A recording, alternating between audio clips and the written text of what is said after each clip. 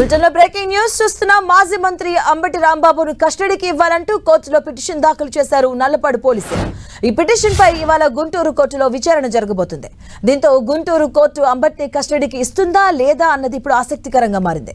మరోవైపు తన ఇంటిపై దాడి కేసులో టీడీపీ కార్పొరేటర్ వేములపల్లి శ్రీరామ్ ప్రసాద్ తో పాటు పలువురు టీడీపీ నేతలు కార్యకర్తలపై కేసు నమోదు చేయాలంటూ అంబటి తన న్యాయవాదుల ద్వారా పట్టాభిపురం పిఎస్ లో ఫిర్యాదు చేశారు. దీంతో పట్టాభిపురం పోలీసులు కేసు నమోదు చేశారు.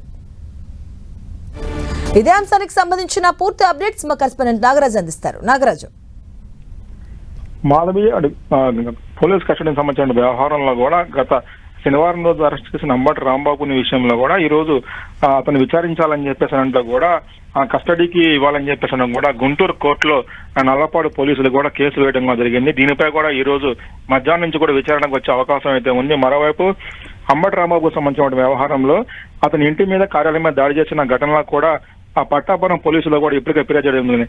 తన న్యాయవాదులు ఎవరైతే ఉన్నారో న్యాయవాదుల ద్వారా అంబటి రాంబాబు కూడా దాదాపుగా ఒక 50 మంది గుర్తించి కూడా వాళ్ళ పేర్లను చెప్పడం కూడా జరిగింది. దీని మీద కూడా పట్టాపురం పిఎస్లో కూడా ఫిర్యాదు చేశారు. దీని మీద కూడా దాదాపుగా 26 మంది మీద కూడా కేసులు నమోదు చేసినట్టు పట్టాపురం పోలీసులు కూడా చెప్తున్న పరిస్థితి. ముఖ్యంగా చూసినట్టయితే చాలా వరకు దాదాపుగా 26 మంది తలా ఒక 10 మంది అనుచరుల చేత కూడా దాదాపుగా వందలాది మందిని కార్యకర్తలను అక్కడ పోగు చేసి కూడా తమపై కూడా దాడి చేశారని చెప్పేసి కూడా అంబటి రాంబాబు ఫిర్యాదులు పేర్కొన్నారు. కావాలని తమ మీద భౌతికంగా కూడా దాడి చేసేందుకు ప్రయత్నించారని చెప్పి చెప్తున్నారు. పూర్తిగా తన కార్యాలయాన్ని తన ఇంటిని కూడా పూర్తిగా కూడా ధ్వంసం చేశారని చెప్పేసి కూడా ఫిర్యాదులు పేర్కొన్నారు.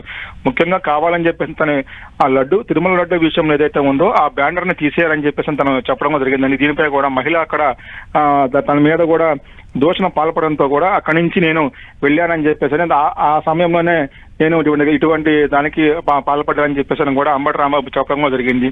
దీనిపై కూడా ఇప్పటికే అంబటి రాంబాబు మీద కూడా కేసు నమోదు చేసి కూడా ఇప్పటికే దాదాపుగా 16 కేసులు కూడా వివిధ ప్రాంతాల్లో కూడా కేసులు నమోదు చేశారు. అయితే ఈ ఘటనకు సంబంధించిన వ్యవహారంలో కూడా అసలు ఎందుకు దోషం కలిసి వచ్చింది, అతను రెచ్చగొట్టే కార్యక్రమాలు చేశాడు, అక్కడ ఎందుకు చేయాల్సి వచ్చింది, టీడీపీ కార్యకర్తలు ఎందుకు రెచ్చగొట్టిన దాని మీద కూడా ఈ రోజు అతను కస్టడీకి ఇవ్వాలని చెప్పేసి కూడా అంబటి రాంబాబు కోరడం జరిగింది. దీనిపై కూడా ఈ రోజు మధ్యాహ్నం కూడా విచారణకు వచ్చే అవకాశం అయితే ఉంది.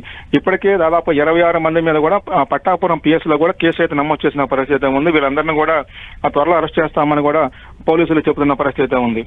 Right, thank you Nagaraju.